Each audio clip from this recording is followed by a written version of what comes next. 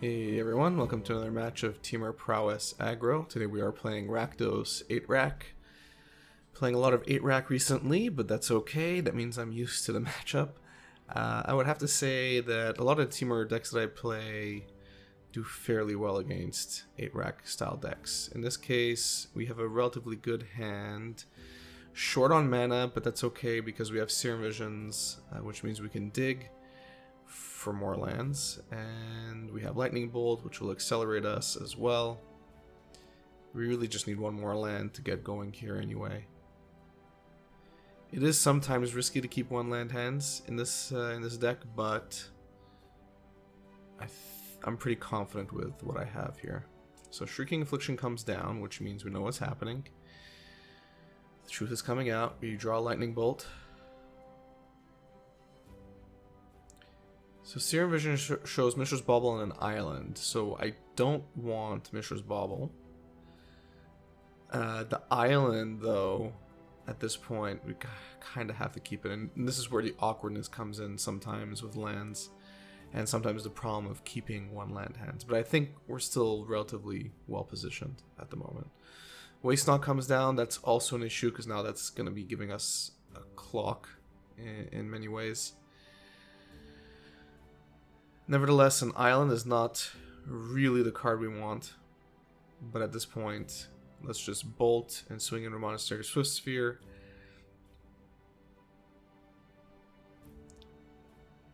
We can do some relatively good damage for the next 2 turns.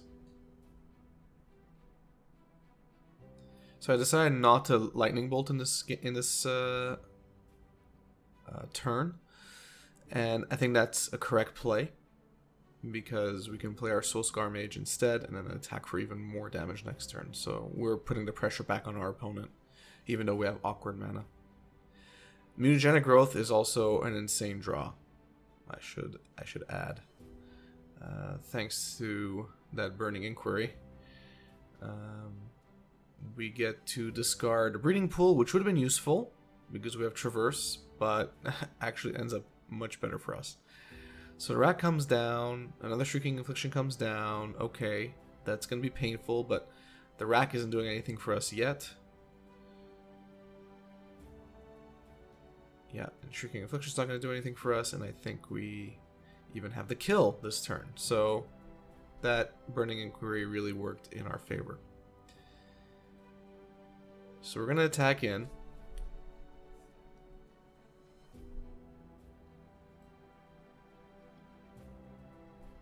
And I think our opponent is going to see that we can now kill him.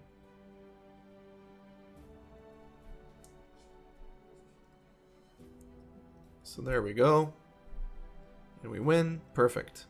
Sideboard time. So, yeah, there's not much. Well, I know, actually, there's quite a bit actually we can bring in here.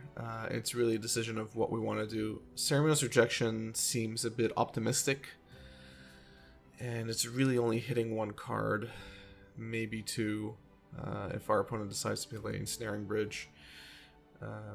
But again, it's kind of a have it before they play it kind of card, so I think I'm probably going to remove that before I submit this new version of the deck.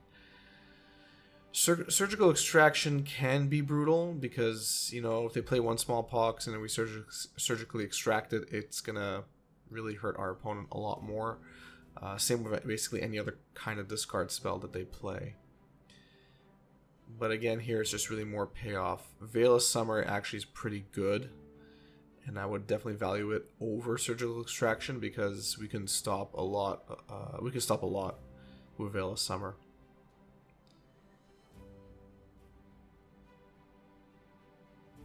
So yeah, I think Veil of Summer makes sense. A Braid and Ancient Grudge makes sense as well. Again, in case our opponent is playing Snaring Bridge, that's essentially game over.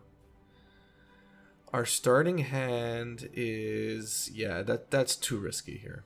This I consider too risky, because even though it's similar to the first game, we didn't have Serum Visions. Now we have Serum Visions, so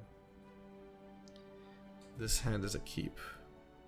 Again, green kind of makes it awkward. And that is something tricky about Temur Aggro, our velocity is kind of slowed down because we need, at least I like playing at least one forest basic and one island basic, really to fight around Blood Moon more than anything, or to do fetches that aren't as painful. But awkward mana at times is what you have to deal with. In this case, it's not that bad. We draw a mountain, which is actually awesome.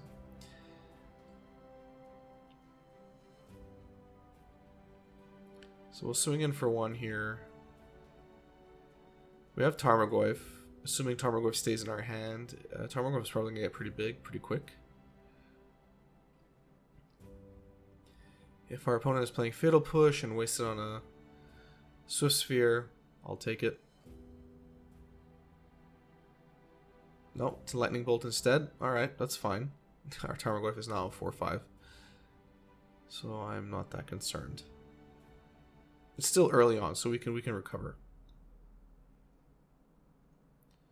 Less so now. Inquisition of Kozilek is probably going to discard Tarmogoyf. Yep. It's a good play. So now we draw a fetch, which is really not what I wanted to see. But it is what it is. Probably go for an island. Yeah, Serum Visions, see what we draw. Okay, we don't want any of those. And that we're stuck.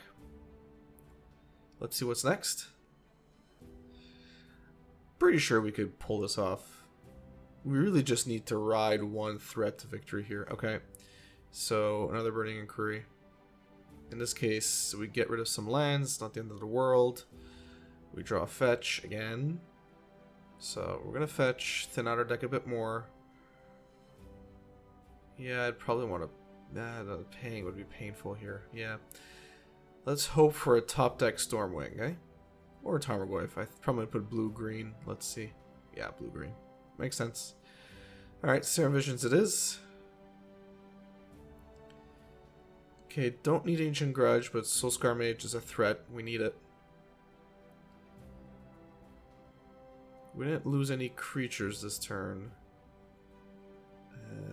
It looks like I'm going to pass up on that green. I would ideally like to gain 8 from Life Goes On, not 4. Alright, Liliana's Caress comes down. We draw our Soulscar Mage. That's not a shock.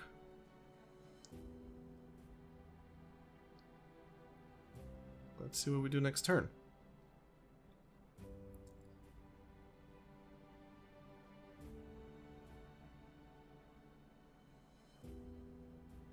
So Liliana's Caress is coming down twice. That's going to be a bit brutal.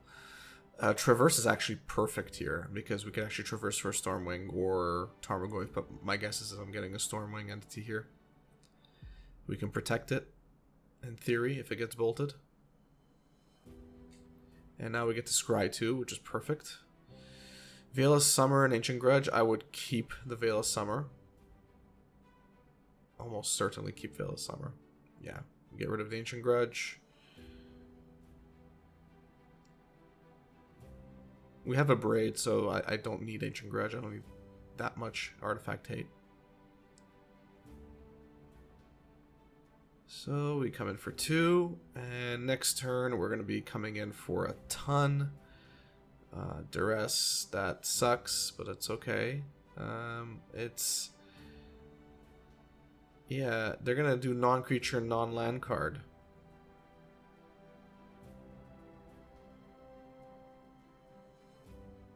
So, all of the cards in our hand.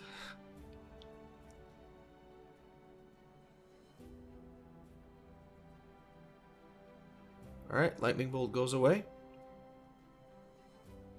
So we're going to lose 4 life, which is ouch. That's okay, now we have Veil of Summer. We can protect ourselves now. Either ourselves or our creatures, which is perfect. Almost tempted to do Life Goes On here, but no rush at the moment. Again, I'd rather gain 8, not 4. Our opponent fetches 4. Oh, Liliana of the Veil. Okay, so this is where Veil of Summer is actually going to be hilarious. Veil of Summer is going to be hilarious because And I'm an idiot here, okay? So I waited. You're going to see I reread the card over and over because like a dum-dum, I'm trying to remember what the wording on hexproof is. Of course, hexproof includes abilities, but I kind of brain farted here.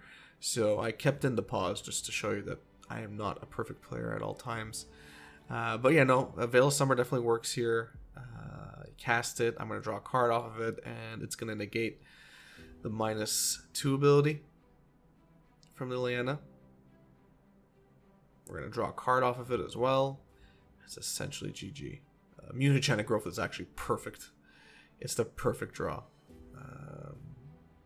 And a Monastery Swiftspear. So, yeah, I mean, we have a bajillion redundancy here.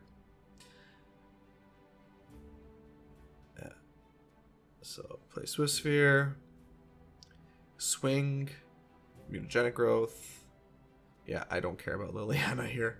We're going to come in for a ton of damage, and we're going to win the game. Alright, so that was interesting. Again, another 8-rack matchup, but I wanted to share it anyway. I actually find this fun, even though 8-rack is really just an annoying deck to play against. Very annoying, especially when you're playing the Ensnaring Bridge version.